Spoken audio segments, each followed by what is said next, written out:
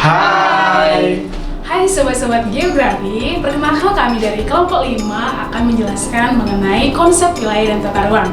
Sebelum itu, kami akan memperkenalkan diri kami masing-masing. Perkenalkan, nama saya Elia Sabis Rait dari Program Studi Pendidikan Geografi dengan NIM 210-45007. Dan teman-teman saya, Perkenalkan, nama saya Rifki Al-Fajri dengan NIM 210-45059 dari Pendidikan Geografi juga. Perkenalkan, nama saya Abdul Razak dengan NIM 210-45027 dengan Prodi Pendidikan Geografi juga. terima kasih untuk perkenalannya guys. Nah, di sini kami menjelaskan mengenai konsep wilayah dan tata ruang. Teman-teman pasti tahu yang namanya wilayah. Kalian pasti sudah sering mendengar yang namanya wilayah, entah itu wilayah pegunungan, wilayah daratan, wilayah kota, atau suatu wilayah negara seperti Indonesia. Tapi kalian udah tahu belum nih, wilayah itu apa sih? Kalau belum tahu, kita pelajari ya teman-teman. Jadi, wilayah itu merupakan bagian permukaan bumi yang bisa dibedakan dari karakteristik tertentu dari bagian permukaan bumi lainnya. Setiap wilayah memiliki ciri khas tersendiri yang membuatnya dapat dibedakan satu sama lain. Contohnya, wilayah pantai, permukaan yang tertutup pasir dan air laut jelas berbeda dengan wilayah pegunungan yang dipenuhi gunung-gunung. Dengan demikian, suatu wilayah dibedakan dengan wilayah lainnya. Berdasarkan aspek-aspek geografinya, wilayah dibedakan menjadi 3. Yang pertama, wilayah regional, yang kedua wilayah fungsional, yang ketiga wilayah vernakuler. Nah, untuk itu, untuk lebih jelas lagi mengenai jenis-jenis wilayah, akan ditampilkan video sebagai berikut.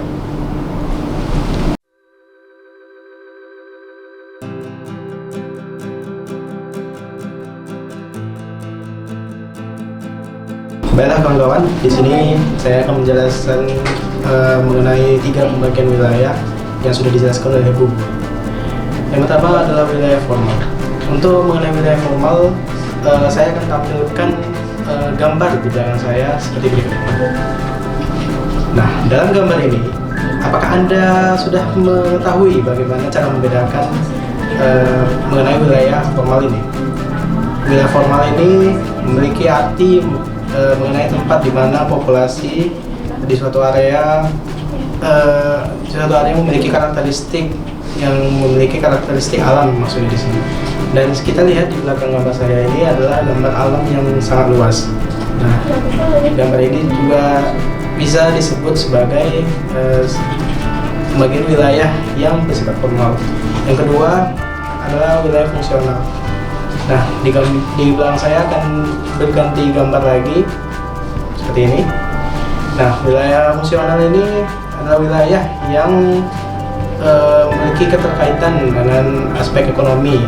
Maksudnya bisa dianggap sebagai kota-kota besar gitu. Kota-kota besar seperti Jabodetabek, Kota Padang ini contohnya bisa juga. Selanjutnya adalah wilayah venikular. Wilayah venikular ini lebih enaknya disebut sebagai wilayah yang memiliki sebutannya sendiri gitu, seperti wilayah Kota Jogja sebagai kota pendidikan dan lain-lainnya. Sekian dari saya, mungkin terima kasih.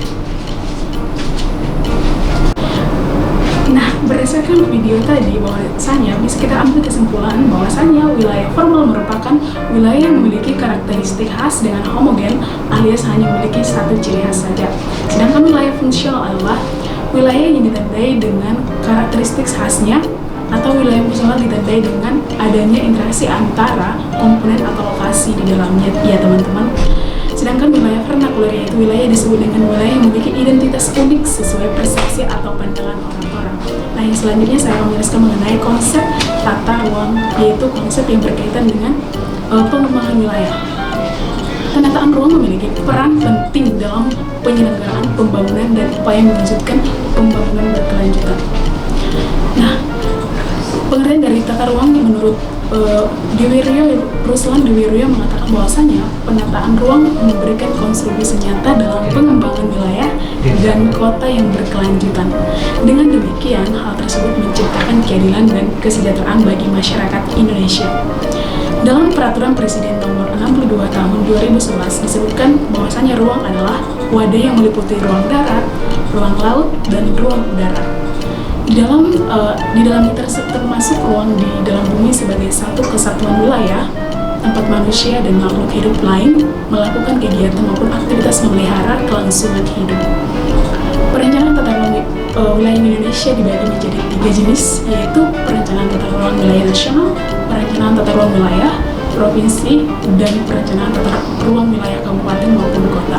Untuk itu, jenis-jenis dari tata ruang tersebut akan dijelaskan oleh video sebagai berikut.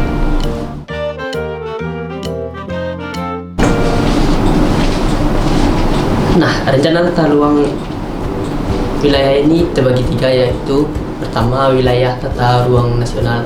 Wilayah tata ruang nasional ini dalam skala besar negara dan diatur dalam undang-undang. Tata ruang nasional ini diatur dalam 20 tahun dan dievaluasi setiap 5 tahun sekali. Dan kedua, wilayah tata ruang provinsi. Wilayah tata ruang provinsi ini sesuai dengan tata ruang nasional atau mengikuti tata ruang nasional. Tata ruang provinsi ini bertujuan untuk mengatur kelola tata ruang dan sumber daya alam provinsi. Yang ketiga itu tata ruang daerah atau kabupaten kota. Tata ruang kabupaten kota ini bertujuan untuk mengatur pola tata ruang wilayah kabupaten kota dan mengikuti wilayah tata ruang provinsi. Nah, berdasarkan video tadi, dapat disimpulkan bahwasanya perencanaan tata ruang wilayah nasional yaitu perencanaan RT/RW yang dimana kebijakan dan strategi pemanfaatan tata ruang wilayah negaranya dijadikan acuan untuk perencanaan jangka panjang. Sedangkan perencanaan tata ruang wilayah provinsi yaitu perencanaan yang rencana tata ruang wilayahnya bersifat umum dan dari wilayah provinsi. Dan yang ketiga itu perencanaan tata ruang wilayah kabupaten atau kota merupakan perencanaan di mana bersifat umum dari wilayah kabupaten atau kota. Perencanaan tata ruang wilayah kabupaten kota ini membuat yang pertama tujuan kebijakan dan strategi penataan ruang wilayah kabupaten kota. Yang kedua, rencana struktur ruang wilayah kabupaten atau kota, dan yang ketiga yaitu rencana pola ruang wilayah kabupaten atau kota. Baiklah, sekian penjelasan dari kami mengenai materi konsep wilayah dan tata ruang. Akhir kata kami mengucapkan terima kasih.